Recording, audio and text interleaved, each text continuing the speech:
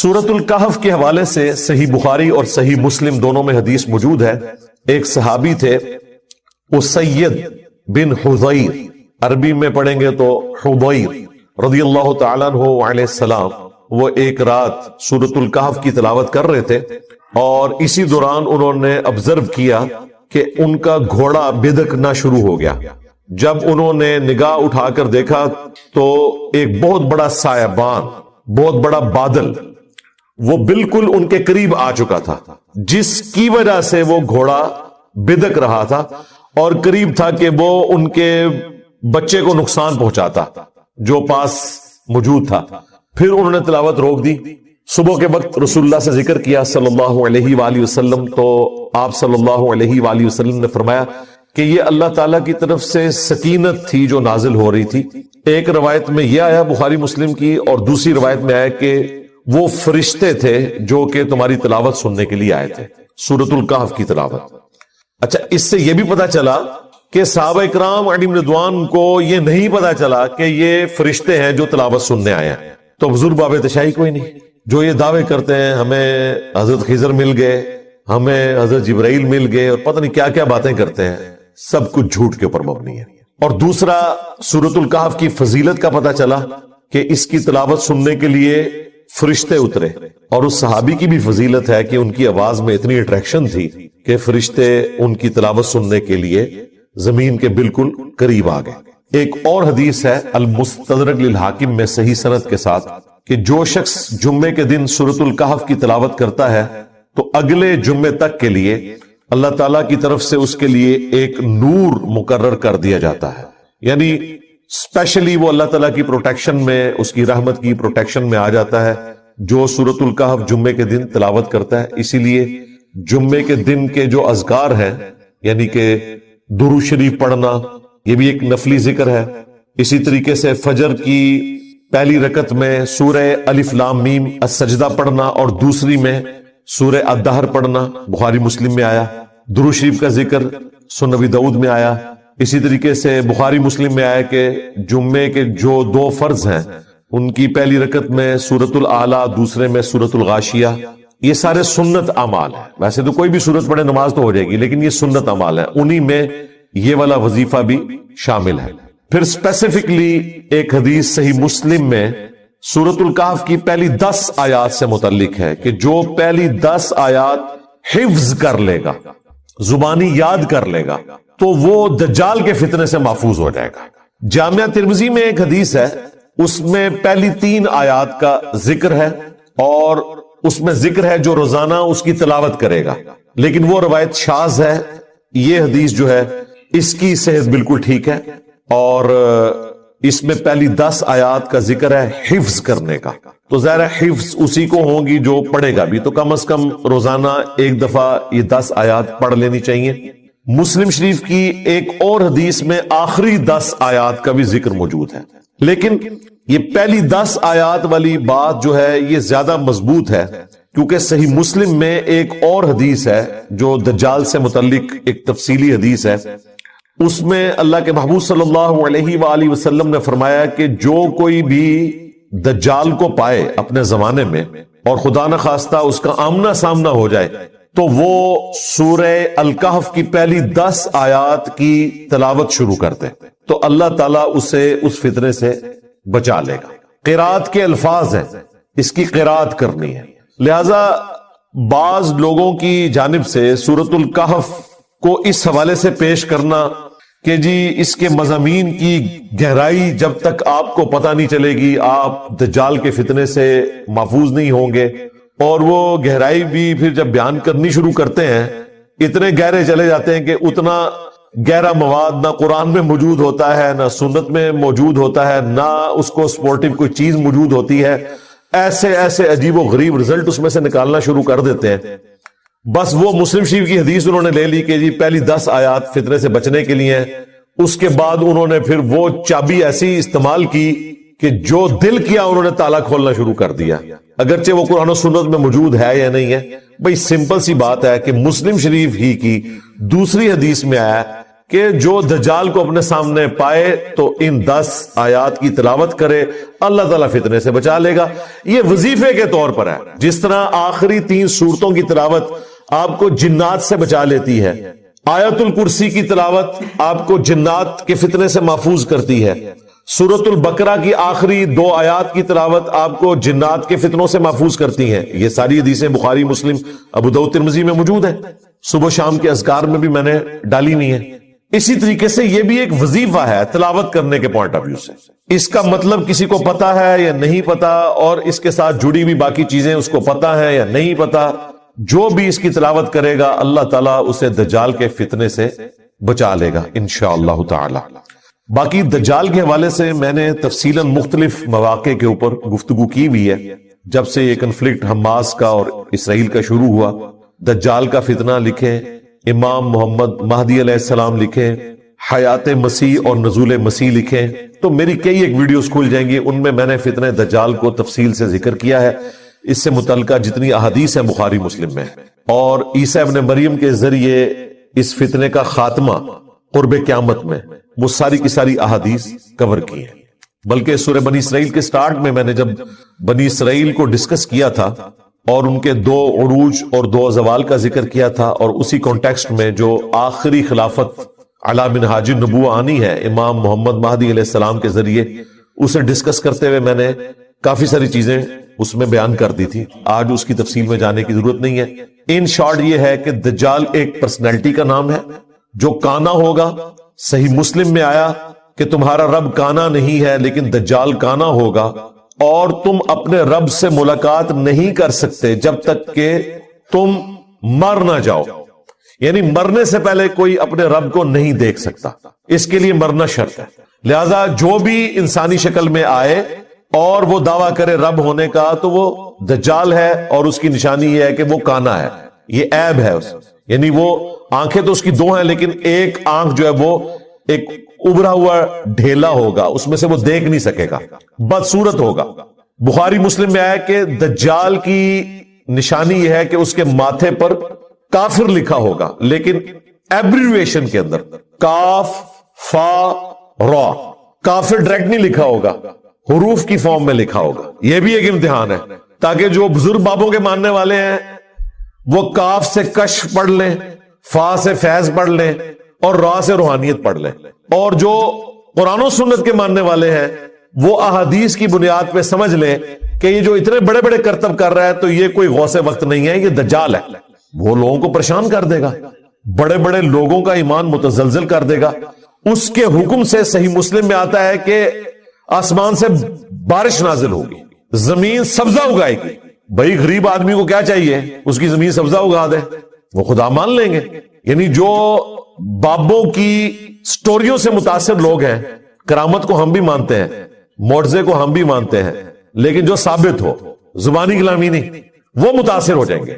اور بخاری مسلم میں آیا کہ ایک مومن کھڑا ہوگا اور وہ کہے گا تو دجال ہے، وہ کہے گا میں اتنے کام کر رہا ہوں، میں سبزہ اگا رہا ہوں، میں بارش برسا رہا ہوں، مجھے رب کیوں نہیں مان لیتے؟ وہ کہے گا کہ مجھے میرے نبی کی حدیث پہنچی ہے کہ تو دجال ہے۔ یہ مخلوق کہاں پائی جاتی ہے جو یہ کہتی ہے کہ نبی کی حدیث یہ ہے تو جو مرضی کر کے دکھا دے؟ وہ لوگ جو کتاب و سنت کے ماننے والے ہیں۔ وہ کہے گا کہ میں تیرے 2 ٹکڑے کروں گا اور قتل کر کے دوبارہ زندہ کروں گا، وہ قتل کر دے گا۔ بخاری مسلم کے الفاظ ہیں، اس کی لاش کے 2 ٹکڑے کر کے اس کے درمیان چلے گا، پھر وہ جوڑ کے زندہ کر لے گا اور کہے گا اب تو مان لے میں نے مردوں کو زندہ کر دیا، میں بھی عبد القادر جیلانی کا بڑا بھائی ہوں آج کے دور میں۔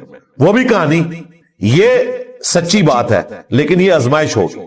مسیح الدجال کیوں کہا گیا؟ دجل کہتے ہیں عربی زبان میں دھوکہ دینے کو، بہروپیہ، دجال بہروپیہ، جو اصل میں نہیں ہے، اصل مسیح نہیں ہے، جعلی مسیح، مسیح الدجال۔ اور اصل مسیح کون ہے؟ یسوع مسیح، عیسیٰ ابن مریم۔ وہ سچے مسیح ہیں، یہ جھوٹا مسیح ہوگا۔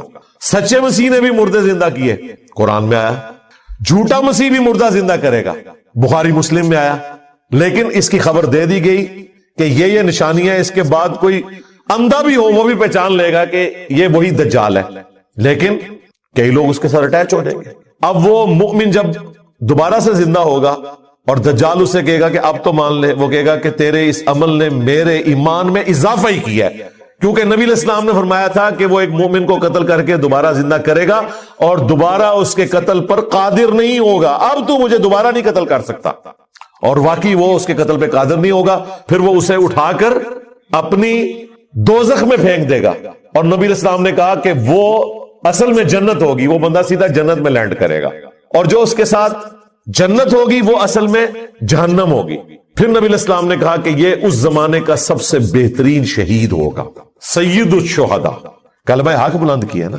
المستدرک للحاکم میں حدیث ہے سید الشہداء حمزہ ابن عبد المطلب ہے, یا پھر وہ شخص بھی سید الشہداء ہے جو جابر حکمران کے سامنے کلمہ حق بلند کرے یہاں تک کہ اسے قتل کر دیا جائے. اسی حدیث کی وجہ سے ہم امام حسین علیہ السلام کو بھی سید الشہداء کہتے ہیں. انہوں نے بھی جابر حکمران کے سامنے کلمہ حق بلند کیا تھا. تو یہ دجال سے متعلق احادیث ہیں. پھر مسلم شریف میں بڑی تفصیلی حدیث ہے کہ مقام لد کے اوپر عیسیٰ ابن مریم اسے قتل کریں گے نیزہ مار کر.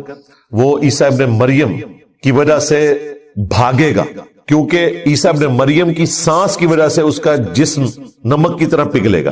نمک کے اوپر ذرا سا بھی پانی ڈلے نا تو وہ پگھلنا شروع کر دیتا ہے, جس طرح گرمائش میں برف پگھلتی ہے. اب یہ سب کچھ روحانی طور پر ہو رہا ہے معاملہ, ذہن میں رکھیے گا, کیونکہ دجال اتنا بڑا فتنہ ہے کہ اسے دنیا کی کوئی تلوار کوئی بم قتل نہیں کر سکتا. عیسیٰ ابن مریم اسے قتل کریں گے اللہ تعالیٰ کی غیر معمولی طاقت کی وجہ سے. عیسیٰ ابن مریم اتریں گے اس لیے کہ امام محمد مہدی علیہ السلام کے قابو دجال نہیں آ رہا ہوگا, اور اسے مقام لد پر قتل کریں گے. اب لد ایک گاؤں تھا, آج بھی موجود ہے اسرائیل کے اندر, لیکن لوگوں کو نہیں پتا تھا پچھلے 1400 سال سے کہ اس گاؤں کا ذکر کیوں مسلم شریف میں آیا. بہرحال آلموسٹ 1960 میں جب اسرائیل نے اپنا تیسرا بڑا انٹرنیشنل ایئرپورٹ لد میں بنایا, اس گاؤں میں جا کے اتنا بڑا ایئرپورٹ, پھر لوگوں کو سمجھ آ گئی کہ یہ دجال کی تیاری شروع ہے. شاید اسرائیل کو خود بھی نہ پتا ہو, وہ تو ایک مسیح کے انتظار میں ہے کہ جو آ کے جا چکے عیسیٰ ابن مریم, اب وہ دجال کو مسیح مان لیں گے. این ممکن ہے کہ وہ اپنے کسی طیارے کے اوپر وہاں سے فرار ہو رہا اور عیسیٰ ابن مریم اسے جا کے قتل کر دیں, اسی ایئرپورٹ پہ وہ پکڑا جائے. بچارہ تو نہیں کہنا چاہیے, وہ منحوس دجال جو ہے وہ اپنے ہوائی جہاز میں بھی سوار نہ ہو سکے اور عیسیٰ ابن مریم اسے قتل کر دیں. بخاری مسلم میں حدیث ہے, یہ جب آخری جنگ ہوگی تو اگر کسی پتھر کے پیچھے بھی کوئی یہودی چھپا ہوا نا تو پتھر بھی بولے گا کہ میرے پیچھے یہودی ہے, اسے قتل کر دیں. سوائے ایک جھاڑی کے, بہت بڑی وہ جھاڑی ہے, آلموسٹ درخت نما ہے, غرقد. نبی علیہ السلام نے کہا کہ وہ یہودیوں کا درخت ہے, وہ پناہ دے گا. وہ اتنی بڑی جھاڑی ہے اس علاقے میں, اور ابھی تو بہت زیادہ انہوں نے کاشت کی ہے. ان کو تو خیر نہیں پتا کہ وہ اس وجہ سے کر رہے ہیں, بہرحال وہ اس وجہ سے کر رہے ہیں کہ وہاں پر وہی جھاڑی اگ سکتی ہے, لیکن ظاہر ہے کہ ہر چیز پھر ریلیٹ ہوتی چلی جاتی ہے. تو نبی علیہ السلام نے کہا کہ وہ درخت ان کو پناہ دے گا, باقی کوئی درخت کوئی پتھر پناہ نہیں دے گا. پتھر میں سے بھی آواز آئے گی, اے مسلم میرے پیچھے یہودی ہے, اسے قتل کر دے. اے بریلوی دیوبندی اہل حدیث شیعہ نہیں, اے مسلم. اور یہ میدان جنگ کی بات ہے, یہ نہیں ہے کہ عام حالت میں بھی مسلمانوں نے یہودیوں کو قتل کرنا ہے یا یہودیوں نے مسلمانوں کو قتل کرنا ہے. اس کے علاوہ بھی کئی احادیث ہیں. مشکات کی تیسری جلد میں آپ وہ ساری ایک جگہ پڑھ سکتے ہیں. مسلم شریف میں بھی آلموسٹ اینڈ پہ جا کے دجال سے متعلق آلموسٹ 50 کے قریب احادیث ہیں, وہ آپ کو ایک جگہ قرب قیامت کی علامتوں میں مل جائیں گی. تو اس سے متعلق آپ کو ساری چیزیں پتہ چل جائیں گی. ان شارٹ یہ ہے, اس کے لیے کوئی مشکل ویڈیوز, مشکل لیکچرز سننے کی ضرورت نہیں ہے. بس سورۃ الکاف کی پہلی 10 آیات یاد کریں, روزانہ تلاوت کریں, ان کا ترجمہ بھی پڑھیں, وہ سمجھیں, وہ ایک بہترین چیز ہے. لیکن اس فتنے سے بچنے کے لیے آپ نے یہ 10 آیات تلاوت کرنی ہے. ویسے تو فتنے کے اگینسٹ اللہ کی پناہ مانگنی چاہیے کہ فتنہ سامنے آئے ہی نہ, لیکن خدا نہ خواستہ اگر ایسا معاملہ ہو تو سورۃ الکاف کی پہلی 10 آیات ہر مسلمان کو یاد ہونی چاہیے. کوئی مشکل کام نہیں, روزانہ آپ یہ 10 آیات کی تلاوت شروع کر دیں, ایک ہفتے کے اندر آپ کو یاد ہو جائے گی, کوئی مشکل کام نہیں ہے. اور پھر روزانہ ایک دفعہ پڑھتے رہے تاکہ آپ کو یاد رہے, ایک وظیفے کے طور پر بھی. اور پھر قرآن کے ہر حرف کے اوپر ایک نیکی بھی ہے. جامعہ ترمذی میں حدیث ہے کہ میں نہیں کہتا کہ الف لام میم یہ ایک حرف ہے, بلکہ یہ 3 حرف ہے. الف الگ سے ہے, لام الگ سے, اور میم الگ سے. تینوں پہ 10-10 نیکیاں ہیں, 30 نیکیاں. اور الف لام میم یہ تو وہ حروف ہیں جن کا معنی بھی نہیں بتایا گیا، تب بھی اس کے اوپر نیکی ہے۔ تو اس کو تلاوت کرنا یہ ایک الگ سے ثواب کا کام ہے، اور دجال سے بچنے کے لیے پہلی 10 آیات کا حفظ ہونا یہ ہر مسلمان کے لیے ضروری ہے، وہ ضرور حفظ کرے۔ سورۃ الکہف کا جو مرکزی ٹاپک ہے وہ دنیا پرستی کی مذمت ہے، اسی لیے اسے دجال کے ساتھ لوگ ریلیٹ کرتے ہیں۔ ایک تو مسلم شریف کی احادیث کی وجہ سے کہ پہلی 10 آیات دجال سے بچنے کے لیے، دوسری ریزن یہ ہے کہ سورۃ الکہف کا مرکزی ٹاپک یہ ہے کہ دنیا کی زندگی عارضی ہے، دنیا کی زندگی کی جو آرائش ہے یہ آپ کو دھوکے میں مبتلا کرے گی، لیکن اس کی وجہ سے آپ نے دھوکے میں نہیں آنا، آخرت اورینٹڈ رہنا ہے۔ یہ ایک دجل ہے، ایک فریب ہے، اسی لیے دجال کے ساتھ ریلیٹڈ ہے۔ سورۃ الکہف کا مرکزی ٹاپک دنیا کے فتنے کی مذمت ہے، لیکن افسوس بہت کم مسلمان ہیں جو سورۃ الکہف کے اس ٹاپک کو جانتے ہیں۔ دجال کی بات تو کرتے ہیں لیکن یہ دجالی فتنے کی بات ہو رہی ہے۔ دجال ایک پرسنالٹی بھی ہے لیکن ایک سسٹم بھی ہے جو اس پرسنالٹی کو ویلکم کہے گا، اور وہ سسٹم ایسا ہے جس نے انسانیت کے لیے بہت کچھ کیا۔ اس وقت ہمارے اس ہال کے اندر کوئی ایک چیز بھی ایسی نہیں ہے جو کسی بزرگ کی، کسی مولوی کی بنائی ہوئی ہو، یہ ساری اسی سسٹم کی آؤٹ پٹ ہے جس کا پازیٹیو یوز بالکل درست ہے۔ آنکھیں اللہ کی نعمت ہے، پازیٹیو یوز بہت اچھا ہے، نیگیٹو کریں گے بہت برا ہے۔ ہاتھ اللہ کی نعمت ہے، پازیٹیو یوز کریں بہت اچھی بات ہے، اس سے نیگیٹو یوز کریں تو جہنم میں جانے کا سبب ہے۔ زبان کتنی بڑی اللہ کی نعمت ہے، پوری دنیا میں انبیاء جو انقلاب لے کر آئے اسی زبان کی برکت سے لے کے آئے، لیکن اس کا نیگیٹو یوز کرے اس سے بڑا فتنہ کوئی نہیں ہے۔ اسی طریقے سے سائنس جس نے انسانیت کے لیے اس جسم کی آسائش فراہم کی ہے بہت بڑی نعمت ہے۔ اگر انبیاء کرام علیہ السلام نے روح کی آسائش کے لیے انسانیت کو تعلیمات دی ہیں تو جسم کی آسائش سائنٹسٹ نے ہمیں دی ہے۔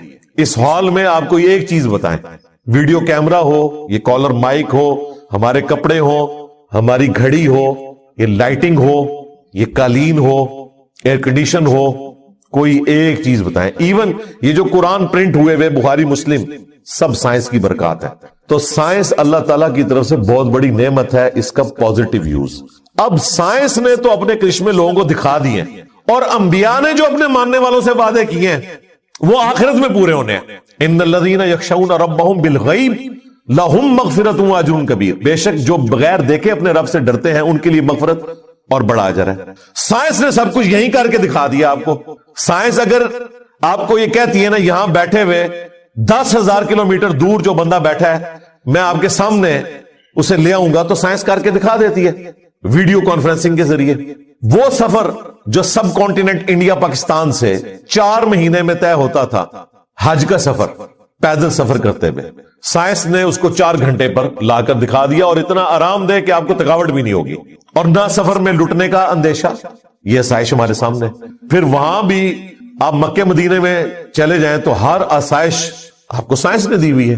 ابھی وہ حاجی زندہ ہیں جن لوگوں نے نئے جوڑے الگ سے رکھے ہوتے تھے طواف کعبہ کرنے کے لیے، پاؤں جل جاتے تھے، سائنس کی برکت سے آپ نے اٹلی کا وہ ماربل نکال لیا وائٹ کلر کا، وہاں پہ ڈالا، سخت گرمیوں میں بھی وہ ماربل ٹھنڈا ہوتا ہے، آپ کو جوتی پہننے کی ضرورت ہی نہیں طواف کعبہ کرنے کے لیے۔ غلاف کعبہ سائنس کی برکت سے بن رہا ہے، وہاں پہ جتنی صفائی ہو رہی ہے، پانی کا نظام، ایون زمزم جو نکالا جا رہا ہے اس بڑے پیمانے کے اوپر، وہ موٹریں، وہ سارے کا سارا نظام سائنس نے دیا۔ پھر انٹرنیٹ کا کرشمہ، پرنٹنگ پریس کا کرشمہ، یہ اتنی چیزیں ہیں کہ اگر آپ شمار کرنا شروع کریں تو کسی حد تک یہ چیز جسٹیفائی لگتی ہے کہ سائنس نے لوگوں کا جو یہ دماغ خراب کر دیا کہ اس دنیا کی زندگی کو انہوں نے سب کچھ سمجھ لیا، وہ جسٹیفائی ہے کافی حد تک۔ اگر آخرت اورینٹڈ کوئی نہ ہوا تو یہ ساری چیزیں اس کو گمراہ کر لینے کے لیے کافی ہیں۔ یہی دجالی سسٹم ہے کہ مادے کی آنکھ کھلی ہوئی ہے اور روحانیت کی آنکھ بند ہے۔ دجال کی بھی ایک آنکھ ہے، سمبولک بھی ہے یہ بات، فزیکلی ایک پرسنالٹی بھی ہے اور ایک سسٹم بھی ہے۔ ہم سائنس کے مخالف نہیں ہیں، ہم نہیں کہتے کہ جی وہ دجال کی بائیں آنکھ جو ہے وہ یوں ہے تو دائیں والی یوں ہو جائے گا، دائیں ہے تو بائیں ہو جائے۔ ہم کہتے ہیں دونوں آنکھیں چاہیے، ہمیں ریویلڈ نالج بھی چاہیے، وحی کا علم بھی، اور ایکوائرڈ نالج بھی، سائنس کا علم بھی۔ ان دونوں کو ملا کر इंसानियत की बेहतरी होगी। रूह की ग़िज़ा अंबिया प्रोवाइड करते हैं और जिस्म की ग़िज़ा आसाइश हमें साइंस प्रोवाइड कर रही है। अगर वो जर्मन साइंटिस्ट अमोनिया ना एक्सट्रैक्ट करता और हमें खाद ना मिलती तो आज दुनिया भूख से ही मर जाती। आज से 100 साल पहले दुनिया की आबादी ऑलमोस्ट 1 अरब थी, आज 8 अरब हो चुकी है। अगर जमीन वही कुछ पैदा कर रही होती तो ये 7 अरब लोग तो भूखे मर जाते। आज मशीनें ना होती तो इंसान नंगे पांव फिरते, कितने मोची आप लेकर आते जो आपकी जूतियां बनाते। तो ये साइंस ने सब कुछ करके दिखाया आपको, इसलिए फिर लोग इसी के अंदर गुम हो जाते हैं और इसी को सब कुछ समझ लेते हैं। ये दुनिया का फितना है जिसमें आप मुब्तला हो रहे हैं। दुनिया हमारी जरूरत है लेकिन अपने ऊपर सवार नहीं करनी। इसको आप मिसाल से समझे, किश्ती ने पानी पे ही चलना है, पानी उसकी जरूरत है लेकिन पानी किश्ती के अंदर नहीं आना चाहिए। साइंस हमारी जरूरत है, दुनिया की आसाइशें हमारी जरूरत है, लेकिन इसको हम अपने ऊपर इतना सवार ना करें कि हमारी किश्ती डूब जाए और आखिरत भी बर्बाद हो जाए। तो इसको बैलेंस करके चलें। जो मौलवी बिल्कुल दुनिया की मजम्मत के ऊपर बात करते हैं, उनके रहन सहन में कोई भी दुनिया की ऐसी आसाइश नहीं है जो उन्होंने खुद छोड़ी हुई हो। तो वो तकरीर करते हुए तो अच्छे नहीं लगते ना। मैं अगर ये बातें कर रहा हूं तो मैं अच्छा लगता हूं कि मैंने सबसिस्टेंस लेवल के ऊपर चीजें हासिल की हैं दुनिया से, लेकिन अपनी आसाइश को उस लेवल पे नहीं लेके गया कि अपनी आखिरत ही बर्बाद कर लो। तो आपको ये बातें सुनने को मिलेंगी, दज्जाली निजाम, और 24 घंटे उसका नफा हासिल कर रहे हैं। व्हाट्सएप की शक्ल में, स्मार्टफोन की शक्ल में, एयर फ्लाइट्स की शक्ल में, टूर्स की शक्ल में, बड़ी बड़ी गाड़ियों की शक्ल में। कौन सा फायदा जो इन लोगों ने हासिल नहीं किया। तो ये मुकम्मल तौर पर साइंस की बरकत को आप कंडेम नहीं करेंगे। ये अल्लाह ताला की तरफ से नेमतें हैं जो अल्लाह ताला ने अता की हैं इंसानियत को। कुल्ला यौमिन हुआ फी शान, हर आने वाला दिन अल्लाह ताला की नई शान लोगों के सामने लेकर आ रहा है। आज सोलर एनर्जी ने दुनिया की कायाकल्प कर दी है। दुनिया परेशान थी कि 2050 तक पेट्रोल खत्म हो जाएगा जमीन से, फिर हम क्या करेंगे। आज कह रहे हैं नहीं जी 2050 नहीं, 2030 में ही खत्म कर दें। सोलर एनर्जी ज्यादा बेहतर है। पेट्रोल के यूज से तो हवा जो है वो खराब हो रही है, आबो हवा सारी बर्बाद हो गई है, स्मॉग आ गई है, सब कुछ। अब अल्लाह ताला ने आपको वो एनर्जी दी है जो खत्म ही नहीं होनी, सूरज की एनर्जी। रिन्यूएबल एनर्जी से कहा जाता है, ये खत्म नहीं होने वाली। दूसरी है नॉन रिन्यूएबल एनर्जी, जो दोबारा आप प्रोड्यूस नहीं कर सकते, जैसा कि तेल है, खत्म हो जाएगा। सोलर एनर्जी खत्म नहीं होगी, विंड एनर्जी खत्म नहीं होगी, और जब ये खत्म होगी ना उस वक्त इंसानियत ही खत्म हो जाएगी, क्योंकि सूरज खत्म हो गया तो दुनिया खत्म। वो से वक्त ने दुनिया नहीं संभाली हुई है, सूरज ने संभाली हुई है। और सूरज को पता भी नहीं कि उसने दुनिया संभाली हुई है, खुदा ने संभाली हुई है। ये अल्लाह ताला ने असबाब बनाए हैं। सूरज की वजह से मखलूकात इस प्लेनेट अर्थ पे जिंदा है। पौधे अपनी खुराक तैयार करते हैं, पौधों को हम खाते हैं, जानवर खाते हैं, जानवरों को हम खाते हैं। ये पूरे का पूरा सारा निजाम सूरज की वजह से, हवाओं का चलना, मौसमों का बदलना, बादलों की शक्ल में बारिश का ट्रांसफर होना, ग्लेशियर्स की फॉर्म में बर्फ का वहां पर बरसना, और फिर वो सूरज की तपिश से पिघलना, ऊपर दरियाओं का चलना, जमीन के नीचे दरियाओं का चलना। अल्लाहु अकबर कबीरा वल्हम्दुलिल्लाहि कसीरा व सुब्हानल्लाहि बुकरतन व असीला। तो इस चीज ने लोगों को फिर फितने में मुब्तला कर दिया कि जी साइंस ने तो सब कुछ करके दिखा दिया है, अंबिया तो सिर्फ वादे करके गए हैं। लेकिन जो इस साइंस के जरिए खुदा ओरिएंटेड हो जाते हैं, उन्हें पता चल जाता है कि ये कायनात जिसने बनाई है तो बना के छोड़ नहीं दी। इसमें जो हार्मनी है वो क्लियर कट इशारा करती है, एक मकसद के तहत बनी है, और वो मकसद क्या है उसे अंबिया बताते हैं। वो आकर क्लेम करते हैं कि ये दुनिया की जिंदगी आरजी है, इससे नफा उठाओ, ये हुदूदुल्लाह है, इन्हें नहीं तोड़ना, आखिरत की तैयारी करनी है। इसलिए सूरतुल कहफ के हवाले से जो दज्जाल का फितना जुड़ा हुआ है वो इस फॉर्म में, ना कि ये है कि वो 5 रेड हाइफर इसराइल ने मंगवा ली और इधर दुनिया परेशान होगी कि जी वो दज्जाल निकलने वाला है। क्यों जी, इसराइल ने 5 वो सुर गाय मंगवा ली है। यानी कुरान और हदीस कोई नहीं पढ़ता, इसराइल गाय मंगवा ले, इनको टेंशन पड़ जाती है दज्जाल कहीं निकल ही ना आए। कुरान और सुन्नत के ऊपर कोई अकीदा नहीं है, जो कोई बाहर से बात सुनते हैं उसके पीछे चलना शुरू कर देते हैं। तो ये मरकजी टॉपिक है। बाकी 3 इंटरेस्टिंग वाकयात हैं सूरतुल कहफ के अंदर, उनकी वजह से सूरतुल कहफ अवामुन नास में मशहूर हो गई है। असल जो इसका मरकजी टॉपिक है वो है दुनिया के फितने की मजम्मत اور اس کا علاج جو دجالی فتنہ ہے۔ وہ 3 واقعات کون سے؟ وہ نبی صلی اللہ علیہ وآلہ وسلم سے یہودیوں نے سوال پوچھے تھے 3۔ نمبر 1، اصحاب الکہف کون ہے اور ان کا کیا واقعہ ہے، وہ بیان ہوا۔ اسی کی نسبت سے اس سورت کا نام سورت الکہف ہے۔ الکہف کہتے ہیں غار کو، کیو کو، غار والوں کا وہ قصہ ہے جو یہاں تفصیل سے بیان ہوا۔ وہ انشاءاللہ تعالی ہم نیکسٹ کلاس کے آغاز میں مکمل بیان کریں گے اور اس سے متعلقہ آیات کو کور کریں گے۔ دوسرا، حضرت موسیٰ علیہ السلام اور خضر علیہ السلام کا واقعہ ہے۔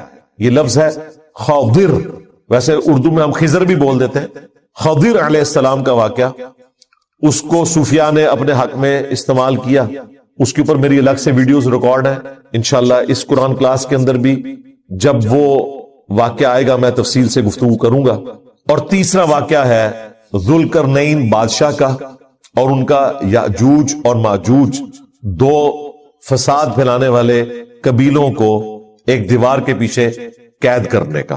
یہ 3 واقعات ہیں، یہ زیادہ مشہور ہیں، لیکن اصل چیز جو تھی وہ دجالی فتنہ، جس میں مبتلا ہو کر آپ آخرت سے روگردانی کر لیں گے، وہ اس کا مرکزی ٹاپک ہے۔ وہ آپ کو سٹارٹ میں ہی اندازہ ہو جائے گا، بیچ میں مثالیں بھی آئیں گی اور کنکلوژن بھی اسی کے اوپر جا کر ہوگی انشاءاللہ تعالی۔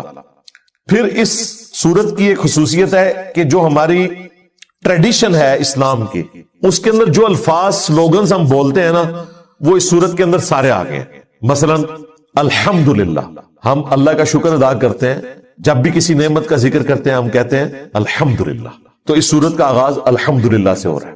پھر مستقبل میں کوئی کام کرنا ہوتا ہے تو ہم کہتے ہیں انشاءاللہ، تو یہ ورڈ بھی اس سورت میں آئے گا انشاءاللہ۔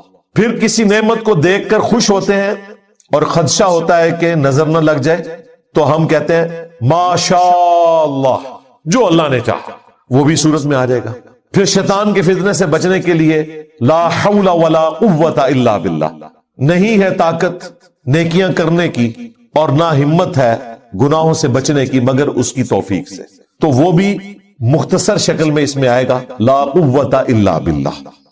اس کے علاوہ قرآن حکیم کا سینٹر بھی اسی صورت میں آگے ہو جاتا ہے۔ وَلْيَتَلَطَّفْ، یہ قرآن کا وہ ورڈ ہے جو حروف کے اعتبار سے سینٹر ہے قرآن کا، بالکل ایگزیکٹ سینٹر میں ہے یہ ورڈ۔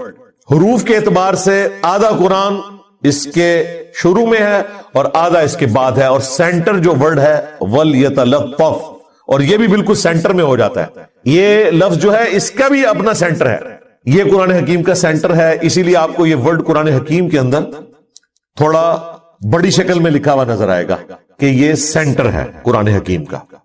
پھر اس میں قصہ آدم اور ابلیس کے اندر جو ایک یونیورسل ٹروتھ تھا وہ صرف قرآن میں یہیں پر آیا ہے، باقی اس کے علاوہ بھی 6 جگہ پہ قصہ آدم اور ابلیس آیا ہے، سورۃ البقرہ میں، سورۃ الاعراف میں، سورۃ الحجر میں، سورہ صاد کے اندر، سورہ بنی اسرائیل کے اندر، لیکن یہاں پر اللہ تعالیٰ نے وہ ٹروتھ ریویل کیا کہ شیطان فرشتہ نہیں تھا بلکہ جن تھا۔ کان من الجن ففسق عن امر ربی، وہ جنوں میں سے تھا اس لیے اپنے رب کی نافرمانی کی۔ باقی 7 جگہ آپ پڑھ لیں آپ کو یوں ہی لگے گا گویا کہ وہ فرشتہ تھا اور ایسا فرشتہ جس نے نافرمانی کی۔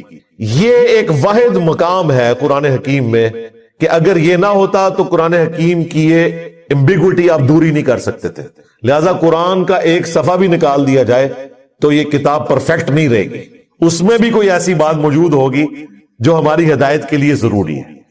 پھر اس کے اینڈ پہ جا کے وہ شعراء آفاق آیت آئے گی کہ اگر زمین کے سارے سمندر سیاہی بن جائیں اور اللہ تعالیٰ کے کلمات لکھنا شروع کریں تو یہ سمندر ختم ہو جائیں گے، اس کے کلمات ختم نہیں ہوں گے۔ سبحان اللہ وبحمدہ عدد خلقہ ورضا نفسہ وزنۃ عرشہ ومداد کلماتہ۔ بلکہ سورہ لقمان میں تو آیا کہ زمین کے سارے درخت اگر ان کی کلمے بنا لی جائیں اور یہ سارے سمندر سیاہی بن جائیں اور 7 سمندر اور بھی اس میں شامل کر لیں تب بھی تیرے رب کے کلمات ختم ہونے والے نہیں۔ اور پھر اس کی آخری جو 2 آیات ہیں وہ 2 قل ہیں، جو میں نے کہا تھا سورہ بنی اسرائیل کی آخری 2 آیات بھی قل کے ساتھ ہیں، اس کی بھی قل کے ساتھ ہے۔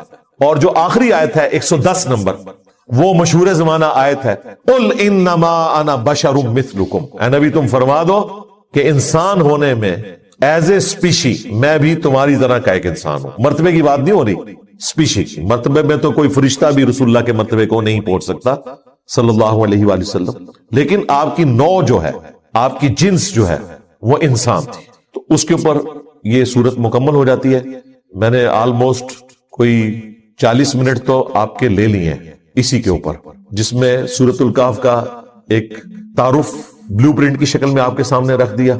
अब इंशाअल्लाह ताला जब जब हम इसे कवर करेंगे तो साथ साथ आपको ये सारी चीजें समझ आना शुरू हो जाएंगी। आज हम इंशाअल्लाह ताला शुरू की चंद आयात कवर करेंगे और असहाबुल काफ की जो दुआ है उसी के ऊपर कंक्लूड करेंगे। उस दुआ को भी याद करें।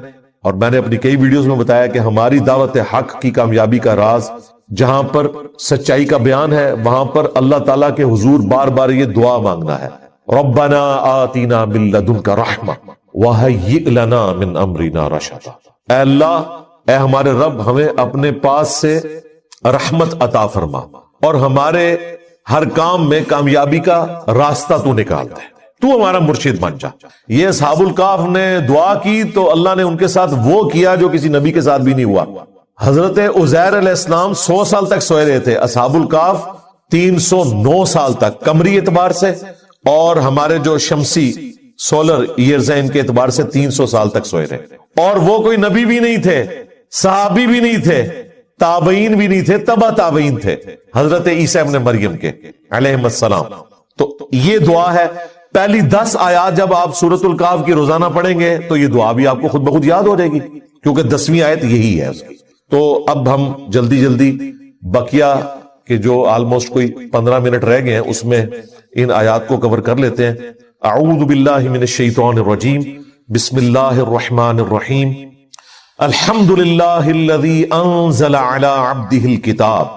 तमाम तारीफें उस अल्लाह के लिए हैं जिसने अपने बंदे खास के ऊपर ये किताब यानी कुरान हकीम नाजिल फरमाया। वलम यजअल लहू इवजा, और इसमें कोई टेढ़पन नहीं छोड़ा, यानी ये इतनी वाज़ेह दावत के साथ आई है। वबिल हक़्क़ि अंज़लनाहु वबिल हक़्क़ि नज़ल, जो पिछली सूरत में आया था, हमने इसे मकसद के साथ उतारा और ये मकसद के साथ नाजिल हुई। टेढ़पन कोई नहीं है, स्ट्रेट फॉरवर्ड बातें हैं, इसमें शैतान दाखिल नहीं हो सकता। सूरह अन-निसा में आया कि कुरान अगर अल्लाह के सिवा किसी और हस्ती की तरफ से होता तो तुम इसमें इख्तिलाफ कसीर बातें। इसीलिए मैं कहता हूं कि अगर पहले सफे पर आया ना इय्याका नअबुदु व इय्याका नस्तईन, तो मेरे भाई अब आखिरी सफे तक यही आएगा। आखिरी सफे तक या शेख अब्दुल कादिर जिलानी अल मदद नहीं आएगा, वरना तो ये इख्तिलाफ हो जाएगा। क़य्यिमन लियुंज़िरा बअसन शदीदा, ये ऐसी अदल पर कायम रहने वाली किताब है कि जो सख्त अजाब से डराने वाली है। अजाब कौन सा? आखिरत का। जाहिर है नाफरमानों के लिए आखिरत के अजाब का जिक्र इस किताब में मौजूद है, और साथ ही साइमल्टेनियस कंट्रास्ट भी आया गया। क़य्यिमन लियुंज़िरा बअसन शदीदम मिन लदुन, अल्लाह ताला की तरफ से वो अजाब सख्त आने वाला है, आखिरत की जवाबदेही। अल्लाहुम्मा अजिरना मिनन नार, आमीन। व युबश्शिरुल मुमिनीन, और बिशारत है अहले ईमान के लिए। ये साथ ही आ गया, यानी डर सुनाना है अहले ईमान को भी, लेकिन नाफरमानों को बिलखुसूस कि अपना किबला दुरुस्त कर लो। और बिशारत है अहले ईमान के लिए, अल्लज़ीना यअमलून अस्सालिहाति अन्न लहुम अजरन हसना, और ये अहले ईमान वो हैं जिन्होंने नेक अमाल किए। हाँ, दूध पीने वाले मजनू नहीं, बल्कि अमाल करने वाले लोग, अल्लाह को मानने वाले नहीं, अल्लाह की मानने वाले भी। को मानना भी जरूरी है और की मानना भी जरूरी है। अन्न लहुम अजरन हसना, कि उनके लिए है बहुत ही बड़ा अजर, बेहतरीन अजर क़यामत के दिन। पूरी कुरान की दावत का खुलासा ही है। तो अब ये फिक्र आखिरत की बात हो रही है ना, ये दज्जाली फितने के अगेंस्ट दुनिया के फितने की आगाही कि आपने दुनिया की जिंदगी में डूब नहीं जाना, आखिरत ओरिएंटेड रहना है। देख लें, इसकी जड़ शुरू की आयात में ही आ गई है, अब मजीद आगे आएगी बात। मा किसीन फीही अबदा, और वो जन्नत ऐसी है जिसमें वो हमेशा हमेश रहेंगे। वयुंज़िरुल्लज़ीना क़ालू इत्तख़ज़ल्लाहु वलदा, और ये किताब डर सुनाती है बिलखुसूस उन लोगों को भी कि जिन्होंने शिर्क इस लेवल का किया कि वो कहते हैं कि अल्लाह ने बेटा जना, नाऊज़ु बिल्लाह। स्पेसिफिकली ज़ाहिर है ये मुशरिकीन अरब के बारे में मक्की सूरत है।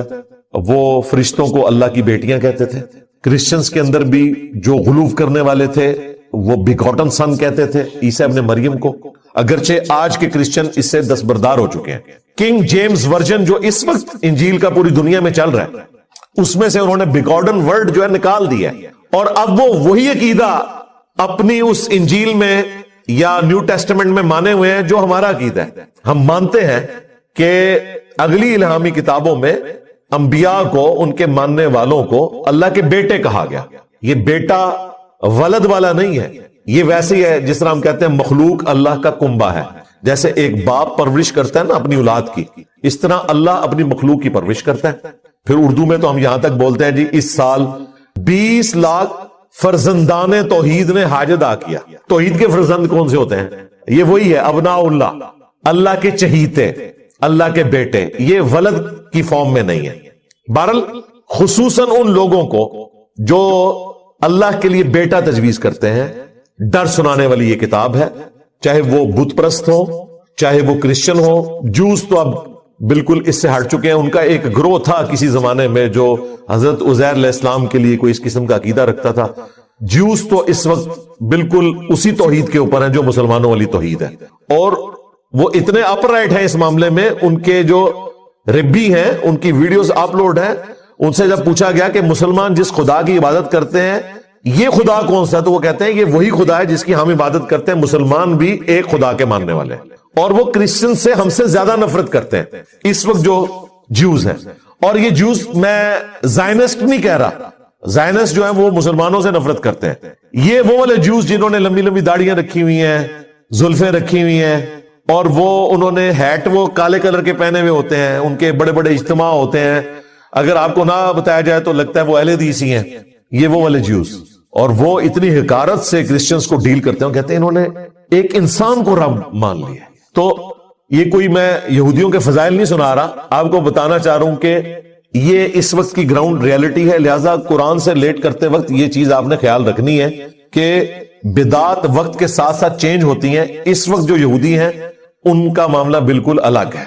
हाँ, क्रिश्चियंस में जो कैथोलिक हैं वो तो कह रहे हैं कि वो खुदा का बेटा है, और वाकई वो 3 in 1 कहते हैं। और प्रोटेस्टेंट तो बिल्कुल नंगी बात करते हैं, वो कहते हैं ईसा इब्ने मरियम ही खुदा है। इन्नल्लाह हुवल मसीह इब्नु मरियम, नाऊज़ु बिल्लाहि मिन ज़ालिक। तो डर सुनाने के लिए जो रहमान के लिए बेटा तजवीज करते हैं, मा लहुम बिही मिन इल्म, इनके पास कोई इल्म नहीं है, यानी कोई किताबी बात नहीं कर रहे, बस इनकी विशफुल थिंकिंग है। जिस तरह मुसलमानों ने भी नूर बिन नूरिल्लाह का अकीदा निकाल लिया।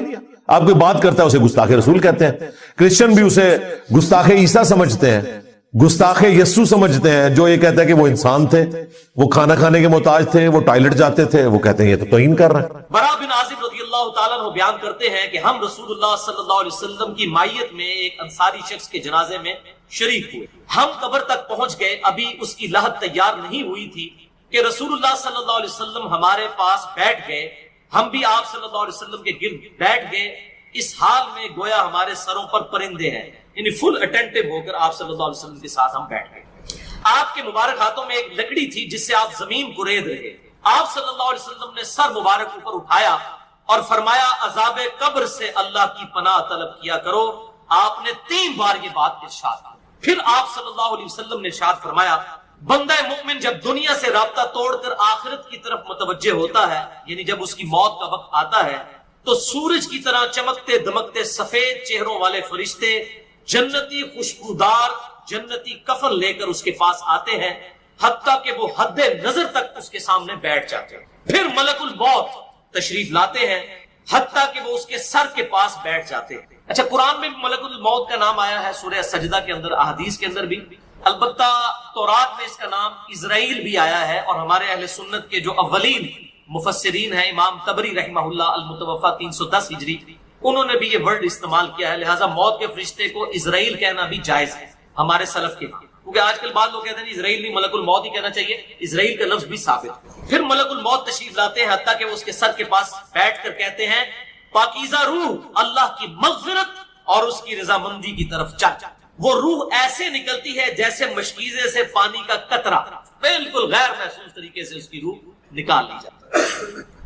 और जब मलकुल मौत उसकी रूह निकालते हैं तो बाकी फरिश्ते उसे आंख झपकने के बराबर भी मलकुल मौत के पास नहीं रहने देते, बल्कि उसे फौरन उसके कफन और उस खुशबू में लपेट देते हैं जो जन्नत से लाई होती है। फिर उसकी रूह को लेकर बुलंद होते हैं और फरिश्तों की जिस जमात के पास से वो गुजरते हैं तो फरिश्ते पूछते हैं कि ये कैसी खुशबू है, तो वो उसके दुनिया के नामों में से बेहतरीन नाम लेकर बताते हैं कि ये फलां बिन फलां की रूह है, हत्ता कि वो उसे आसमान दुनिया तक ले पहुंचते हैं और उसके लिए दरवाजे खोलने की इजाजत तलब करते हैं। तो जन्नत के जो आसमानों के दरवाजे हैं उसके लिए खोल दिए जाते हैं। फिर हर आसमान के मुकर्रब फरिश्ते अगले आसमान तक उसे प्रोटोकॉल देते हुए उस रूह के साथ जाते हैं, हत्ता कि उसे 7वें आसमान तक पहुंचा दिया जाता है।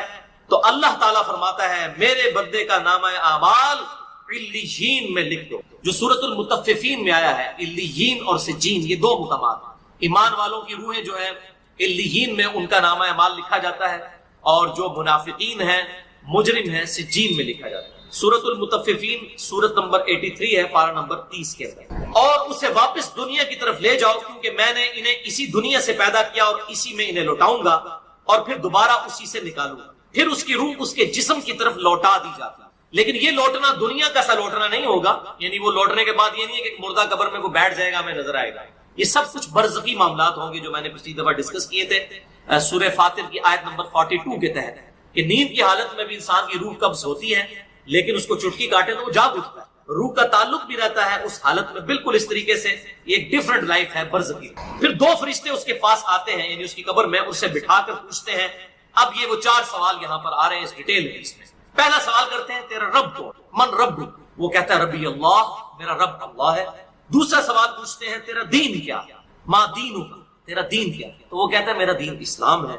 फिर पूछते हैं कि वो आदमी जो तुम में मबूस किए गए वो कौन है।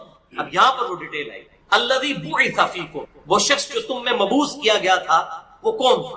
तो ये जो कहते हैं ना कब्र में आप सल्लल्लाहु अलैहि वसल्लम आ जाते हैं, तो किसी हदीस में भी नहीं है। इसमें डिटेल आ गई कि उससे पूछा जाता है जो शख्स तुम में पैगंबर बनाकर भेजा गया वो कौन था, तो वो कहता है हुआ मुहम्मद रसूलुल्लाह, वो अल्लाह के रसूल मोहम्मद सल्लल्लाहु अलैहि वसल्लम। मसला हाजिर और नाजिर मेरा रिकॉर्ड है, मसला नंबर 7 जिसमें मैंने ये तमाम शुबहात क्लियर किए। ये 3 सवालों के बाद अच्छा जामिया तिर्मिज़ी में एक हदीस है 3120, उसमें अल्फाज है कि वो पूछते हैं मन नबीयू का, तेरा नबी कौन है।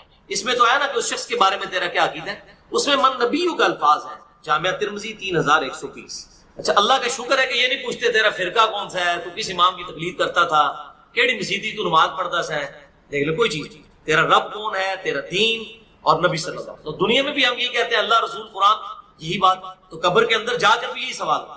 अब वो जब 3 सवालों के जवाब देता है तो फरिश्ते चौथा सवाल उससे पूछते हैं, जो मैंने कब्र का चौथा सवाल मसला नंबर 78, तुम्हें कैसे पता चला, इन 3 सवालों के जवाब तुम्हें कैसे आए। वो कहता है मैंने अल्लाह की किताब पढ़ी थी, मैं उस किताब पर ईमान लाया और मैंने उसके हक होने की। अल्लाह की किताब पढ़ी होगी तो तस्दीक करेगा ना, अगर सुन सुना के सुन्नी होगा तो क्या तस्दीक करेगा, हाँ पढ़ पढ़ा के सुन्नी होगा तो तस्दीक करता है। फिर आसमान से आवाज आती है मेरे बंदे ने सच कहा, उसके लिए जन्नती बिछौना बिछा दो, उसे जन्नती लिबास पहना दो और उसके लिए जन्नत की तरफ दरवाजा खोल दो। कब्र के अंदर ही जन्नत की तरफ दरवाजा खोल दो। यानी आप समझ लें जिसने ये अब टच स्क्रीन मोबाइल रख के और जनाब लैपटॉप रख के सामने लोग बैठे होते हैं ना, तो एक दूसरी दुनिया में चले जाते हैं। तो जन्नत का फिजिकली दरवाजा खोल दिया जाएगा, उसको जन्नत की हवाएं भी, खुशबू भी आएगी और इंतजार वो करेगा। वहां उसे हवा के झोंके और खुशबू भी आती होगी और हद नजर तक उसकी कब्र को कुशादा कर दिया जाएगा। खूबसूरत चेहरे, खूबसूरत लिबास और बेहतरीन खुशबू वाला एक शख्स उसके पास कब्र में आएगा और कहेगा उस चीज से खुश हो जा जो चीज तुझे खुश कर दे, ये वो दिन है जिसका तुझसे वादा किया जाता था। वो शख्स पूछेगा कि ऐ शख्स तू कौन है, तेरा चेहरा भलाई लाने वाला चेहरा है। वो जवाब देगा मैं तेरा अमले साले, यानी नेक अमाल एक खूबसूरत इंसान की शक्ल में उसकी कब्र में आ जाए। तो फिर वो शख्स कहेगा ऐ अल्लाह, ऐ मेरे रब, जल्दी कर, फौरन क़यामत कायम फरमा दे, हत्ता कि मैं अपने अहलो अयाल की तरफ चला जाऊं। यानी मोमिन कहेगा अल्लाह जल्दी जल्दी क़यामत आए, मुझे तो एंड रिजल्ट नजर आ रहा है, मुझसे इंतजार नहीं होता, फौरन क़यामत आ जाए। अभी साइमल्टेनियस कंट्रास्ट आने वाला है। जब काफिर और मुजरिम शख्स दुनिया से जाता है तो आप सल्लल्लाहु अलैहि वसल्लम ने फरमाया स्याह चेहरों वाले फरिश्ते बालों से बना हुआ एक कंबल लेकर आसमान से नाजिल होते हैं और हद नजर फासले तक उसके सामने बैठ जाते हैं। फिर मलकुल मौत, मौत का फरिश्ता आता है, हत्ता के उसके सर के पास बैठ जाता है और कहता है खबीस रूह, अल्लाह की नाराजगी की तरफ चल। वो रूह उसके जिस्म में फैल जाती है تو وہ ملک الموت اس طرح اسے کھینچتا ہے جیسے لوہے کی سلاخ کو گیلے اون میں سے کھینچا جاتا ہے، چھس کر کے۔ گرم سلاخ جو ہے وہ اونی کپڑے کے اندر گیلے کے اندر ڈال کے یوں کھینچی جائے نا، اس طرح اس کے پورے جسم سے اس کی روح نکالی جاتی ہے، بولے اعوذ باللہ تعالی۔ پھر ملک الموت سے باقی فرشتے اس کی روح کو لے کر پلک جھپکنے کے برابر بھی وہاں نہیں رہنے دیتے، حتیٰ کہ وہ اسے بالوں سے بنے ہوئے کمبل میں لپیٹ لیتے ہیں اور اس سے زمین کے مردار سے نکلنے والی انتہائی بری بدبو نکلتی، وہ اسے لے کر اوپر چڑھتے ہیں تو وہ فرشتوں کی جس جماعت کے پاس سے گزرتے ہیں تو فرشتوں کی جماعتیں کہتی ہیں کیسی خبیث روح ہے، وہ کہتے ہیں یہ فلاں بن فلاں کی روح ہے، اور وہ اس کی دنیا کا انتہائی کبھی نام لے کر بتاتے ہیں، حتیٰ کہ اسے آسمانی دنیا تک لے جایا جاتا ہے، اس کے لیے دروازے کھولنے کے لیے درخواست کی جاتی ہے تو آسمان کے دروازے اس کے لیے نہیں کھولے جاتے۔ پھر رسول اللہ صلی اللہ علیہ وسلم نے سورۃ الاعراف کی آیت پڑھی کہ ان کے لیے آسمانوں کے دروازے نہیں کھولے جائیں گے، وہ جنت میں داخل بھی نہیں ہوں گے حتیٰ کہ اونٹ سوئی کے سراغ سے۔ یہ سورۃ الاعراف کی آیت آپ صلی اللہ علیہ وسلم نے پڑھی۔ پھر آپ صلی اللہ علیہ وسلم نے فرمایا کہ اللہ تعالیٰ فرماتا ہے اس کی کتاب کو سب سے نچلی زمین میں سجین میں لکھ دو، پھر اس کی روح کو شدت کے ساتھ پٹ کھا جاتا ہے۔ پھر آپ صلی اللہ علیہ وسلم نے یہ آیت تلاوت فرمائی سورہ الحج کی، جو شخص اللہ کے ساتھ شرک کرتا ہے گویا وہ آسمان سے گر پڑا تو اب پرندے اسے اچک کر لے جائیں یا کسی دور جگہ پر پھینک دیں، پھر اس کی روح اس کے جسم میں لوٹا دی جاتی ہے اور دو فرشتے اس کے پاس آ کر اس سے پوچھتے ہیں تیرا رب کو، اب اس سے بھی سوال ہو، وہ حیرت زدہ ہو کر کہتا ہے ہائے افسوس ہائے افسوس، میں نہیں جانتا میں نہیں جانتا۔ پھر پوچھتے ہیں تیرا دین کیا ہے، وہ پھر حیرت زدہ ہو کر کہتا ہے ہائے افسوس ہائے افسوس، میں نہیں جانتا میں نہیں جانتا۔ پھر اس سے پوچھتے ہیں کہ جو شخص تم میں مبعوث کیے گئے وہ کون تھے، تو وہ کہتا ہے ہائے افسوس میں نہیں جانتا میں نہیں جانتا۔ پھر آسمان سے آواز آتی ہے اس نے جھوٹ بولا، اس کے لیے جہنم کا بچھونا بچھا دو۔ اور بخاری میں الفاظ ہیں 1374، اس کے جواب میں فرشتے پھر اس سے چوتھا سوال کیا کرتے ہیں، لا دریتا ولا تلیتا، اور تو نے خود پڑھ کر سمجھنے کی کوشش کیوں نہیں کی، یا جو لوگ سمجھے ہوئے لوگ تھے کتاب و سنت کے منہج پر چلنے والے لوگ تھے ان کے ساتھ تو کیوں نہیں چلا۔ اللہ تعالیٰ فرماتا ہے اس کے لیے جہنمی بچھونا بچھا دو، جہنم کی طرف ایک دروازہ کھول دو، وہاں سے گرمی اور گرم ہوا اس کی قبر میں آتی رہے گی، اس کی قبر کو اس قدر تنگ کر دیا جائے گا کہ اس کی پسلیاں ایک دوسرے کے اندر داخل ہو جائیں گی، اور ایک قبیح چہرے والا شخص قبیح لباس میں انتہائی بدبودار حالت میں اس کے پاس آئے گا اور اسے کہے گا تمہیں ایسی چیزوں کی بشارت ہو جو تمہیں غمزدہ کر دیں، یہ تیرا وہ دن ہے جس کا تجھ سے وعدہ تھا۔ وہ پوچھے گا تو کون ہے، تیرے چہرے سے تو خیر کی توقع نظر نہیں آتی، وہ جواب دے گا میں تیرا خبیث عمل ہوں جو دنیا میں کیا کرتا ہوں۔ بات عمل کے ساتھ ہی ہے، صرف کلمہ پڑھنا کافی نہیں ہے، عمل۔ پھر وہ کہتا ہے میرے رب قیامت قائم نہ کرنا، اے میرے رب قیامت قائم نہ کرنا۔ مومن کیا کہتا ہے، قیامت قائم کر رہے اللہ۔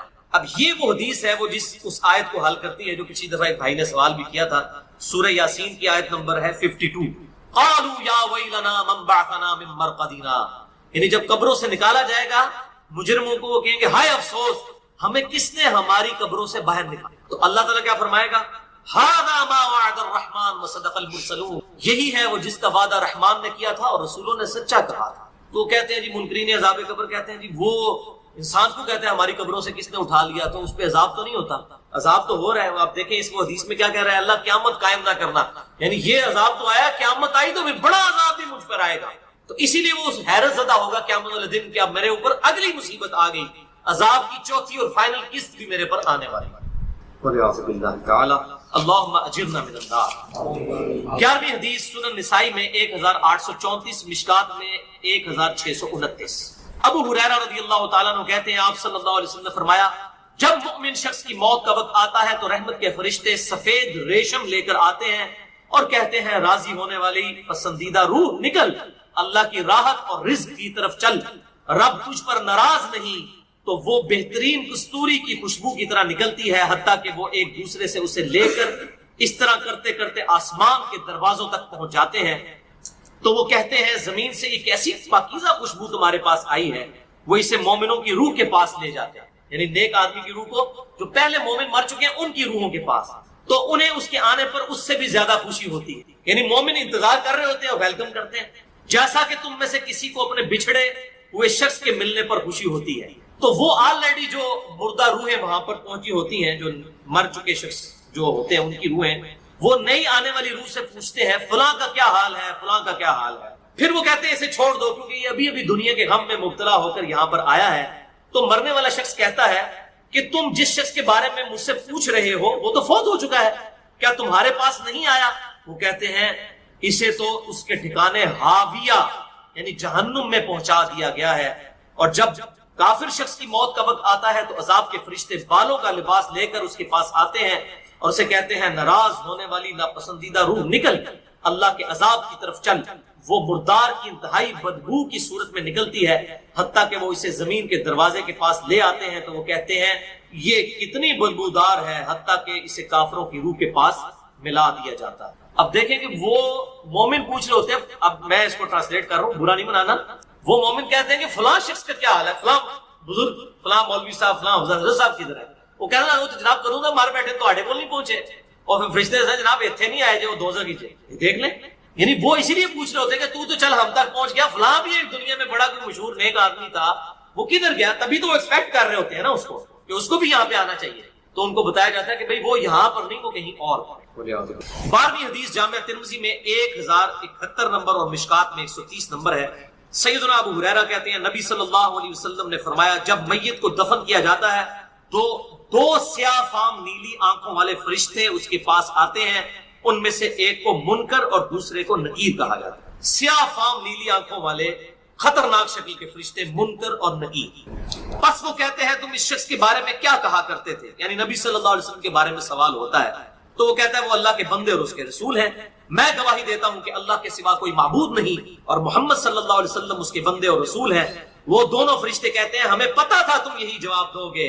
پھر اس کی قبر کو لمبائی اور چوڑائی میں 70 ہاتھ کشادہ کر دیا جاتا ہے. یہ 70 کہتے ہیں کثرت, حد نظر تک کشادہ کر دیا جاتا ہے. پھر اس کے لیے اس میں روشنی کر دی جاتی ہے. پھر اسے کہا جاتا ہے سو جا. وہ کہتا ہے میں اپنے گھر والوں کے پاس واپس جانا چاہتا ہوں تاکہ انہیں بتاؤں کہ میں کامیاب ہو گیا ہوں.